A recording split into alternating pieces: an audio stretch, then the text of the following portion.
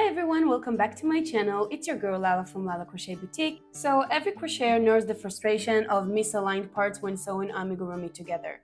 While I usually focus on crochet patterns, today I'll share my unique method for achieving perfect alignment when sewing parts together. So stick around to learn this game-changing technique that will elevate your crochet projects.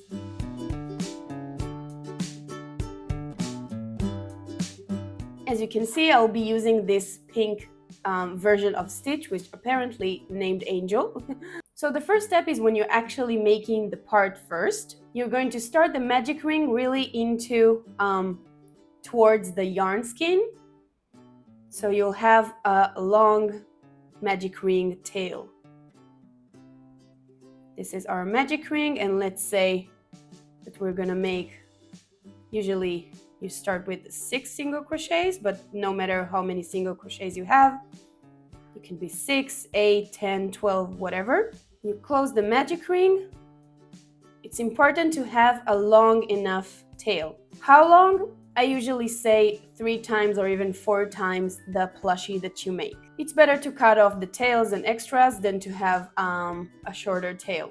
When you finish making the part, which you can see here, I made the leg, you can see that you have the tail from inside of the part, and you're gonna have it exactly in the middle of the part, which is good for us and we're gonna use for our advantage. And at this point, you're gonna have 2 tails in the part. You're gonna have the magic ring tail and the tail from the last round, which also is long for sewing. You're gonna grab a darning needle and insert the tail from the magic ring into the darning needle.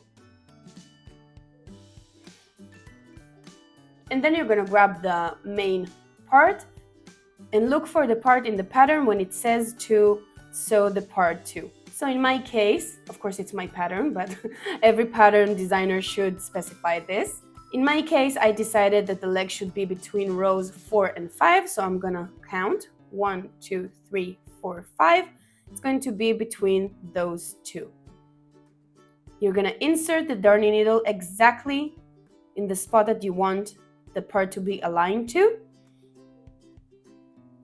and have the darning needle out no matter where but behind on the back of the plushie, and pull.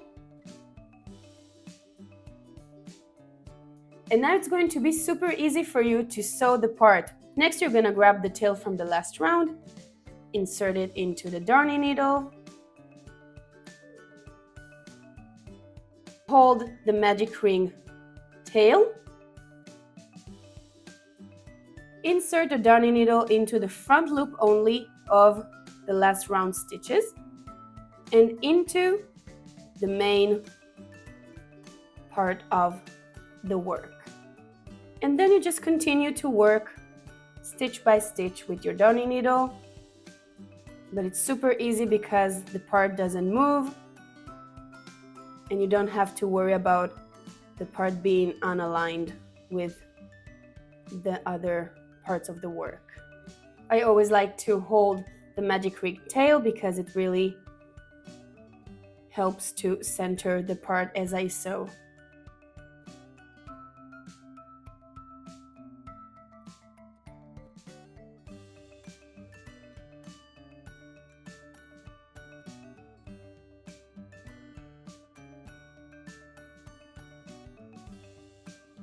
When your part is attached correctly and you're happy with the result, you're just going to insert the darning needle from anywhere into the back of the doll. Make sure that the darning needle is exiting exactly in the same spot that the tail from the magic ring has exited. And now we have the 2 tails here. What are we going to do with them?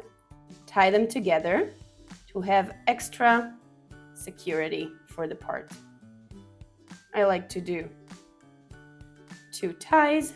Then you're going to use the back or the bum of the darning needle and push the ties inside along with the tails. I always like to insert the tails instead of cutting them because it's more secure like this, but you can also cut them.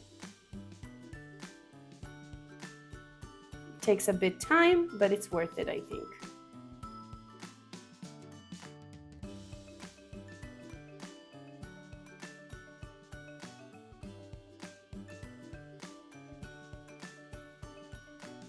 you might have a little hole there, a little gap, because we're just going to adjust it to bring it back to normal, and nobody knows we were there. And now your parts are attached and aligned. If you don't have a tail from a magic ring, like these ears here, because I didn't start from a magic ring, you can just use the darning needle to pass any tail to the center of the piece and use it the same method. I hope it helped, and see you in the next tutorial.